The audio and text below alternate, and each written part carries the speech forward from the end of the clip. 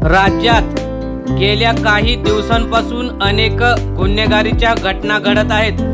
अनेक ठिकाणी विनयभंग बलात्काराच्या घटना घडत असताना आता पुणे आणि इतर भागात सुद्धा गोळीबार प्रकरण होत आहेत। पुण्यात कोयता गँग झाली, आता त्याचं लोन आणि गोळीबार प्रकरण हे धाराशिव जिल्ह्यात झालेलं आहे। शिंदे गटाच्या नेत्याच्या घराबाहेर गोळीबार झाल्याने जिल्ह्यात एकच खळबळ उडालेली आहे।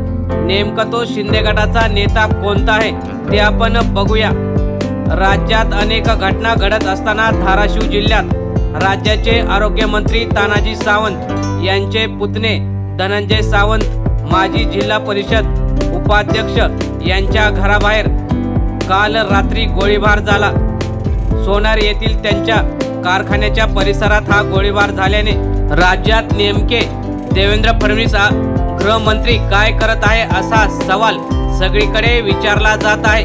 2 दिवसापूर्वी तानाजी सावंत हे दौऱ्यावर असताना सुद्धा त्यांची आणि शेतकऱ्यांची बाचाबाची झाली होती। त्यानंतर हा काल असा प्रकार घडल्याने राज्यात नेमकं काय चालू आहे असा प्रश्न जनता विचारत आहे। मित्रांनो, तुम्हाला काय वाटतं, राज्यात गृहमंत्री आहेत का? आपल्या प्रतिक्रिया सुद्धा कमेंट मध्ये नक्की करा। धन्यवाद। जय हिंद।